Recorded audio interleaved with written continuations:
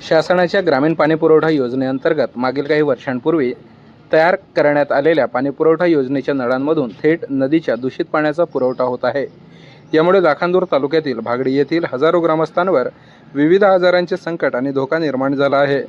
या प्रकारामुळे स्थानिक ग्रामस्थांमध्ये शासनाच्या ग्रामीण पाणीपुरवठा विभाग तसेच जलजीवन मिशन प्रशासनाबद्दल तीव्र रोष व दहशतीचे वातावरण पाहायला मिळत आहे।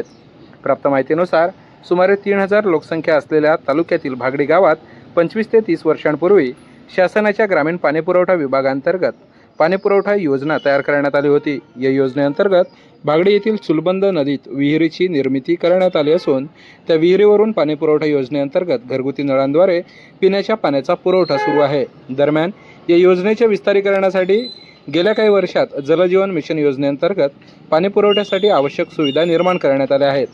विशेष म्हणजे पावसाळ्यात स्थानिक ग्रामस्थांना शुद्ध पिण्याचे पाणी उपलब्ध व्हावे यासाठी जलशुद्धीकरण केंद्र उभारण्याबाबत आवश्यक कारवाईची माहिती देण्यात आली होती।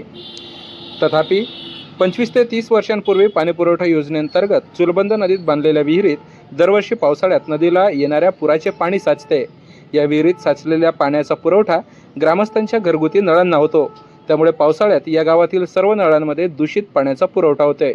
या समस्येबाबत स्थानिक ग्रामपंचायतीचे पदाधिकारी व ग्रामस्थांनी शासनाच्या जलजीवन मिशन योजनेअंतर्गत जलशुद्धीकरण केंद्र उभारण्याची मागणी केली आहे।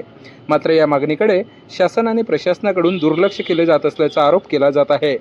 दरम्यान काही दिवसांपूर्वी तालुक्यात झालेल्या अतिवृष्टीमुळे चुलबंद नदीसह नाल्यांना पूर आला होता। चुलबंद नदीला आलेल्या पुराचे दूषित पाणी स्थानिक पाणीपुरवठा योजनेच्या विहिरीत साचून याच योजनेच्या नळांद्वारे त्याचा पुरवठा होत असल्याचा आरोप केला जात आहे। यामुळे स्थानिक ग्रामस्थांना विविध विषाणूजन्य आजारांचा संसर्ग होण्याचा धोका वर्तविला जात आहे। या बिकट परिस्थितीमध्ये पाणीपुरवठा विभाग आणि शासन प्रशासनाने तातडीने पुढाकार घेऊन ग्रामस्थांना शुद्ध पिण्याच्या पाण्याचा पुरवठा करण्यासाठी आवश्यक कार्यवाही करावी अशी मागणी जोर धरत आहे।